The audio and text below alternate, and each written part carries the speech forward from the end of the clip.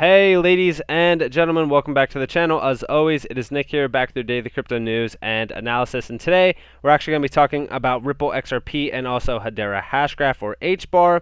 And we're going to be addressing a few concerns, or I should say just a few topics overall within this entire market. But first, let's jump into addressing the overall market right now. So let's refresh this. Let's see what's happening. So we are actually up still about 3.74%, sitting at about a $2.23 trillion market cap. Bitcoin is just kind of ranging around here. Same with Ethereum, same with even XRP and also HBAR. Nothing too exciting there, nothing too, concerning either. We'll most likely see a little bit of a correction happen on Bitcoin, as we did see some massive moves just this week alone. So we'll probably come down and retest 49.3K or something similar to it overall. So if you guys are waiting to buy some altcoins or buy in general, definitely have some fiat on the side if you guys are interested in doing so. Overall, I think that this market is still ready for its bullish month and its bullish sentiment period in regards to October to December timeframes and possibly even January overall.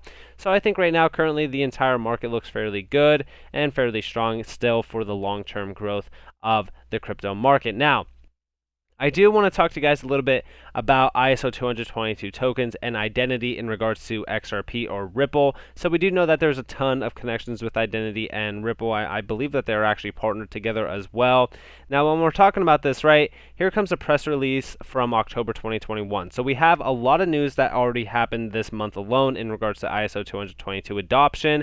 Now, we do see here the payments industry is rapidly evolving. There is a huge opportunity for financial service businesses with global cross-border payments expected to reach $156 trillion in 2022, as well as a number of challenges, including the global adoption of ISO 222 and increasing compliance requirements. Patrick's appointment comes as Identity ramps up product development capabilities to address these needs and support increasing demand for a financial crime compliance platform. Now, isn't that very interesting, considering the fact that they are talking about ISO 222 tokens, or I should say just in general, ISO 222 compliance, and they are also talking about cross-border payments, and we already know that XRP is ISO 222 compliant, and they are focused on the global cross-border payment flows and also becoming the bridge currency for a lot of those major CBDCs that we also talk about a lot on this channel. I think that this is very interesting. I think that this could have a little bit of a breadcrumb aspect to it, where we could pretty much pick and choose what we get out of this article. But overall, from a speculative view, I would say, who knows if Identity is working with Ripple, utilizing XRP to really kind of focus on these major, pain points overall. I think that this could get interesting nonetheless. Now, for those who hold XRP on Uphold or were holding XRP on Uphold,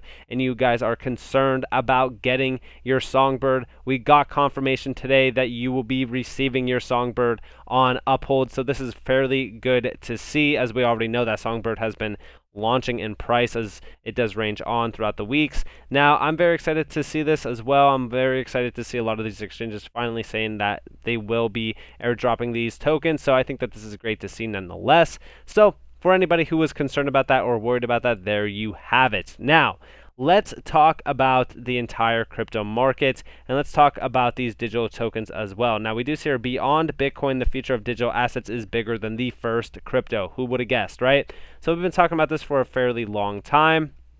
They're talking about what the future of money could look like. The mature digital assets industry is coming. Of course, they're talking about, the modern credit card being around since the late 1950s. We see, PayPal, eBay, all this kind of stuff happening here. They're talking about, and 55 out of the 100 biggest banks in the world have some form of exposure to this novel technology. It's funny because 38 banks out of the top 100 are already connected with Ripple and actually testing certain things with Ripple or so. So I think that this could get very, very interesting. Now, they also see evolving language for useful digital assets as well. They're talking about HODL, FUD, all that kind of stuff. The industry is bigger than any one token. I think that this is the biggest thing to get out of this article. So in this market, we see, and we always compare certain assets to another, right? We're seeing like, oh, is XRP going to have better ROI than HBAR? Is HBAR going to be this, that, whatever?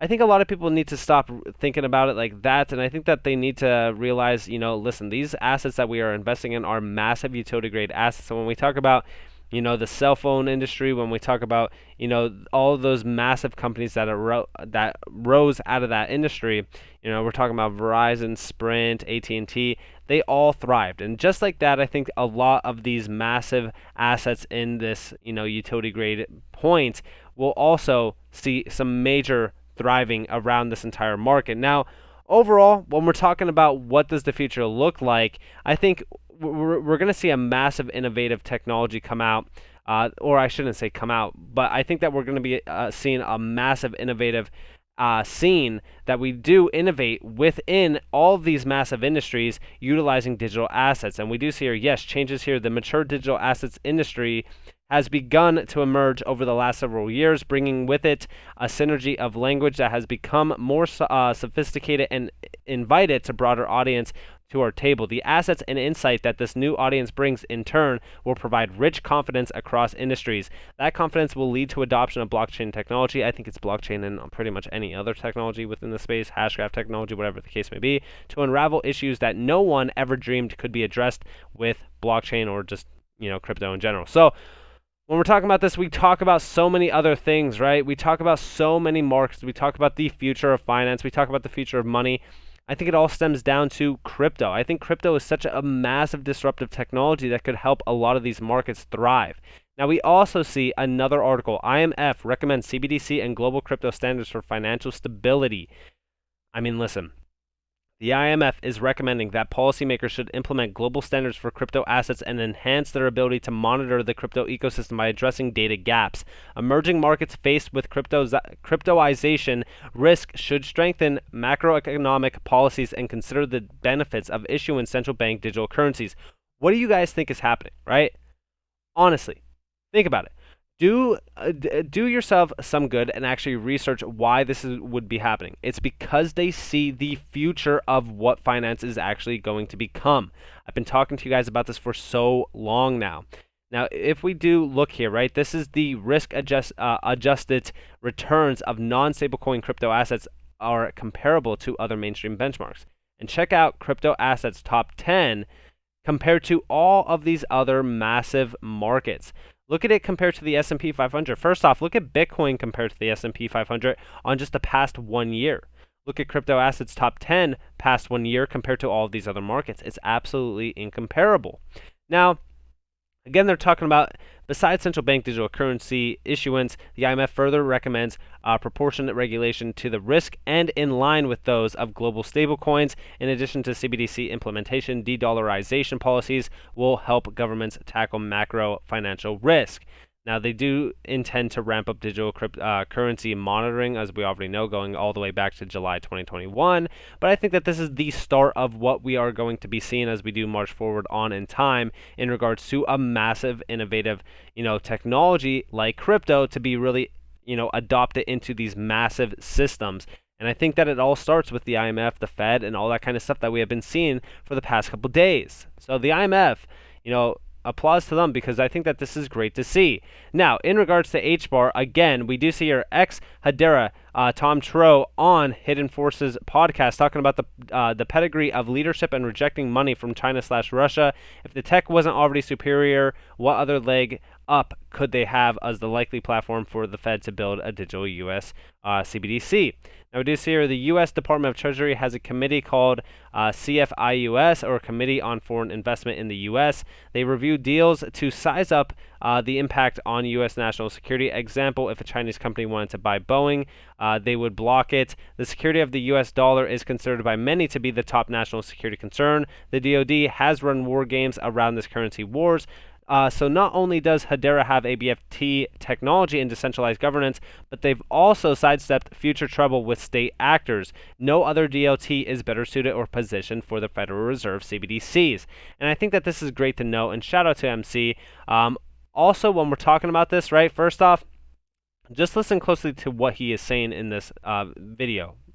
And the network actually operating.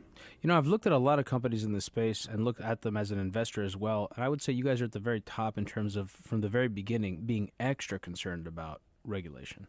Extra concerned. I mean, I think that's the case. It comes, Why, right? though? What made you so, I'm not saying it's not smart, but what made you so concerned about that? I guess it comes from the top, both Mance and Lehman are both ex-military and are highly focused on following the rules and doing the right thing and acting in the most conservative way possible. And I think that is just driven everything we've done at the company. It's also made life harder for us. When we raised money from institutions, we didn't take money from jurisdictions where we felt regulation wasn't clear that we could do so. And that included like Japan, China, Russia. So the money we've raised, we took no money from any of those areas. You took no money from China? Nope. And we also didn't take syndicates. We actually refunded syndicates and shut 7 unauthorized syndicates down. So the fact we raised this $100 million without those markets is remarkable, I think, is missed. And in this sale, which is something we have to, we're getting some heat in the community for, but not only is it accredited investors, but we decided to hold all investors to U.S. accreditation standards, which is not something typically done either. And that's actually enormously complicates it, but we think there are very valid reasons for doing that, which will become apparent kind of further down the road. But, we have a long game here. And that is exactly the point, right? They are one of the most compliant assets in the space. So when we're talking about, regulations coming into the space because of XRP, right? XRP is really kind of thriving that scene for us, the regulatory scene. When we're talking about that happening within this entire space, we talk about Hedera Hashgraph being the most, in my opinion, compliant assets with the SEC, with regulations. And when we're talking about regulations coming to this space, there's only going to be a few that thrive out of the 12,352 assets, within this entire scene. And when we talk about those are going to be the ones that have the most amount of money flowing into them as we march forward on in a utility regulated aspect in regards to this entire scene. So, with that being said, to really kind of wrap this up, I would say that when we're talking about the future of finance, when we're talking about CBDCs and global crypto standards for financial stability, and we talk about the future of digital assets and the future of the dollar, we always go back to what is happening within the entire payments industry. We talk about the problems that are arising in the payments industry. We talk about the massive money flows in the cross-border payments sector. We talk about the efficiency standards of all of these massive fintech assets that are in the utility standard room. All of these are doing incredible things in regards to massive adoption. And I think that a lot of people need to realize that these just aren't, digital assets that are just money. These are assets that have the potential to reshape money entirely and actually help prosper these massive markets and financial services around the world into a new age of technology that is beyond digital,